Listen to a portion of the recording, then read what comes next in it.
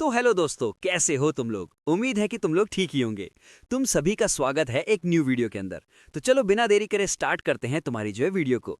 अगर तुम सभी को वीडियो अच्छी लगती है तो प्लीज वीडियो के नीचे कमेंट करना और साथ ही चैनल को सब्सक्राइब करना और वीडियो को हाइप करना। तो वीडियो के स्टार्टिंग में हम अपनी एथीनिया को देखते हैं, जो हमेशा की तरह अपने बिस्तर पर बड़े आराम से सो रही होती है और एकदम से वो उठती है और ये कहती है कि आखिरकार बाहर कैसी आवाज आ रही है। तभी हम देखते हैं कि जो फिनिक्स होता है वो जो होता है बाहर से आता है अंदर की तरफ और वो एथीनिया को बताता है कि बाहर एक जो है फेस्टिवल चल रहा है। जिसके बाद एथीनिया जो होती है फटाफट तैयार होती है और बाहर निकल जाती है फेस्टिवल को देखने के लिए। और हम देखते हैं कि जब ये लोग बाहर आते हैं तो यहाँ पे चारों तरफ तैयारी चल रही होती है और सभी लोग यहाँ पे जो है बहुत ज्यादा ही जोरों शोरों से तैयारी कर रहे होते हैं। हम देखते हैं कि कुछ बंदे ऊपर जो छत होता है उसके ऊपर चढ़ के यहाँ पे जो रिबन होता है वो लगा रहे होते हैं और यहीं पे कुछ स्टॉल के ऊपर बहुत सारे फल फ्रूट भी लगे होते हैं और साथ ही बहुत सारे जो बंदे होते हैं वो जो होते हैं बहुत सारे अनाज को साइड में ले जा रहे होते हैं। तभी हमें यहाँ पे पता चलता है कि ये फेस्टिवल क्यों है। असल में ये फेस्टिवल इसलिए बनाया जाता है क्योंकि इन लोगों ने इस साल अपनी जो फसल है उसे जो है काफी अच्छे से उगाई होती है और हर साल ये जो है इस फेस्टिवल को मनाते हैं। और हर साल ये जो होते हैं फेस्टिवल को मनाते समय यहाँ पे जो पहली फसल होती है वो जो होते हैं मैजिस्ट्री को यानी कि हमारे क्लाउड को देते हैं। जिसके बाद हम देखते हैं कि एथीनिया बाहर आती है।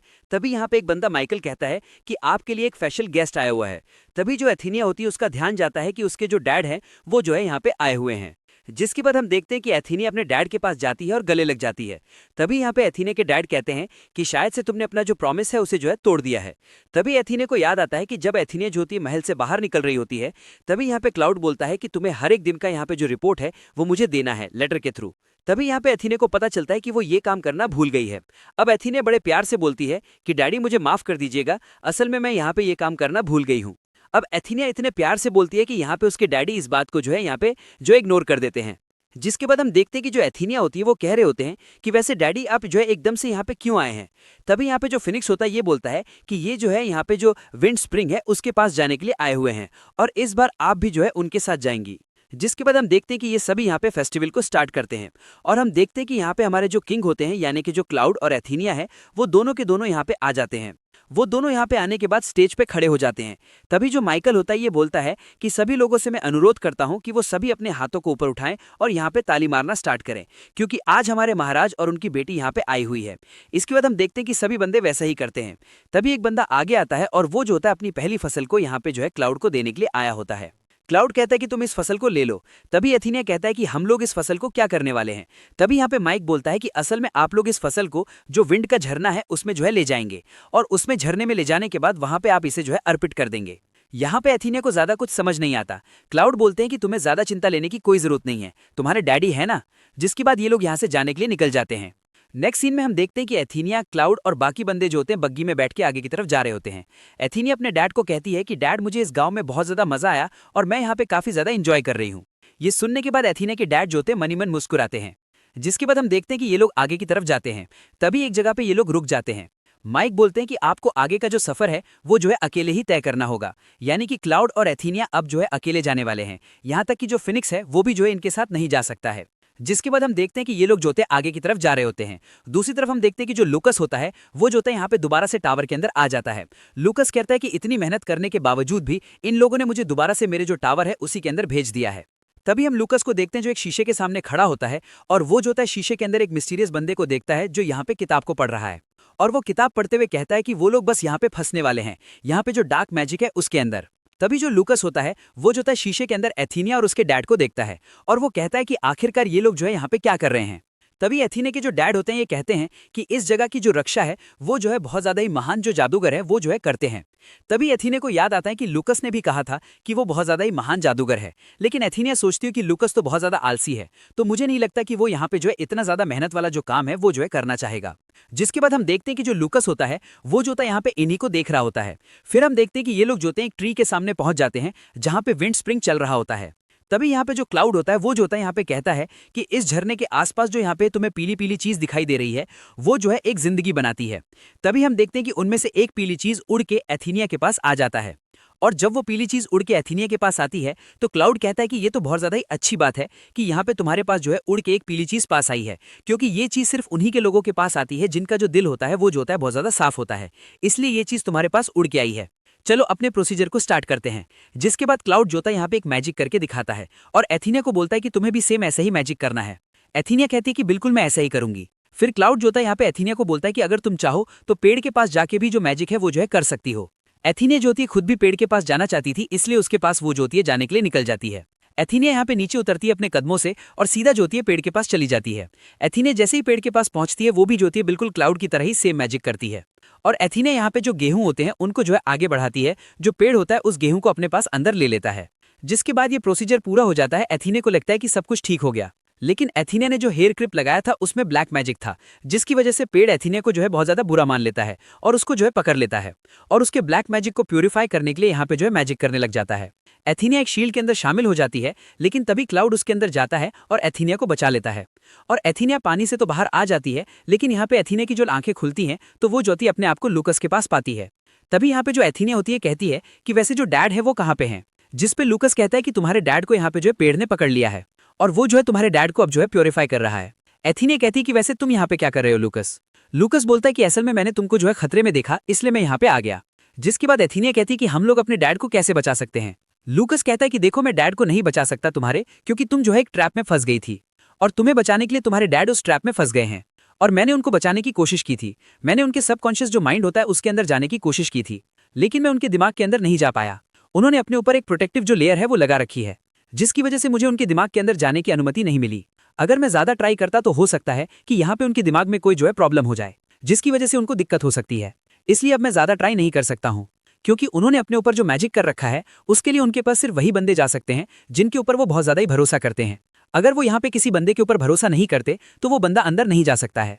अब एथीनिया जैसे ही लुकस की इस बात को सुनती है उसे याद आता है कि यहाँ पे बहुत समय पहले जो फीनिक्स है उसने जो है यहाँ पे एक बात कही थी कि महाराज ने चारों तरफ महल के जो यहाँ पे एक बैरल लगा रखा है जिसके अंदर सिर्फ वही बंदे अंदर आ सकते हैं जिनके ऊपर वो भरोसा करते हैं। लेकिन एथीनिया उसके अंदर चली गई थी, जिसका मतलब महाराज एथीनिया के ऊपर बहुत ज्यादा भरोसा करते हैं। एथीनिया कहती है कि ठीक है मैं अंदर जाऊंगी। लुकस कहता है कि तुम्हारी जान को खतरा हो सकता है। एथीनिया बोलती है कि कोई बात नहीं, मैं फिर भी अंदर जाऊंगी, क्योंकि एथीनिया को पता है कि उसकी पूरी इकलौती फैमिली यहाँ पे सिर्फ उसके डैड है। अगर उसके डैड नहीं रहेंगे तो उसके पास फैमिली कहने के लिए कोई बचेगा ही नहीं। जिसकी वजह से हमारी जो एथीनिया होती है वो जो होती बहुत ज़्यादा दुखी हो जाती है और वो यहाँ पे रोते हुए कह रही होती है कि प्लीज़ लुकस मेरे डैड को बचा लो। जिसके बाद लुकस कहता है कि ठीक है मैं तुम्हें उनके अंदर भेज देता हूँ, लेकिन ध्यान रखना कि तुम्हें ज़्यादा देर नहीं लगानी है। मैं तुम्हारे ऊपर एक प्रोटेक्ट करने वाला मैजिक इस्तेमाल करता हूँ, लेकिन अगर तुमने ज़्यादा देर करी तो ये मैजिक अपने आप ही हट जाएगा और हो सकता है कि तुम दोबारा कभी वापस ना आ पाओ और यहाँ पे अपनी ज़िंदगी से हाथ धो सकती हो। इसीलिए मैं तुमसे जल्दी से रिक्वेस्ट करता हूँ कि तुम जल्दी वापस आ जाना। एथीनिया कहती है कि मैं पूरी ट्राई करूंगी कि मैं जल्दी ही अपना काम खत्म करके वापस आ जाऊँ। जिसके बाद हम देखते हैं कि यहाँ पे एथीनिया जो होती दिमाग के अंदर घुस जाती है और तभी वो जो होती अपने डैड को पाती है और वो उनकी यादों के अंदर जारी होती है। और एथीनिया जैसी अपने डैड की यादों के जंगल में पहुंचती है, सबसे पहले उसको अपनी जो मॉम है वही दिखाई देती है। इसको वो सीन दिखाई देता है जब उसके मॉम डैड मिले थे। सबसे पहले इसकी जो मॉम है वो जो है यहाँ पे डांस कर रही थी इसके डैड के आगे पीछे, और यहीं पे पहली बार जो क्लाउड है उसने जो है यहाँ पे एथीनिया की मॉम को देखा था और वो जो एथीनिया की मॉम के प्यार में गिर गया था। फिर इनकी जो शादी है वो हो गई और जिसके बाद एथीनिया का जन्म होने वाला था, लेकिन यहाँ पे एथीनिया के डैड को ये पता चल गया था कि जब एथीनिया पैदा होगी तो जाहिर सी बात है उसकी मॉम मर जाएंगी, क्योंकि यहाँ पे एथीनिया के पास बहुत सारा मैजिक है और उसकी मॉम के पास भी बहुत सारा मैजिक है, जिसकी वजह से यहाँ पे एथीनिया की मॉम पूरे मैजिक को नहीं संभाल पाएंगे।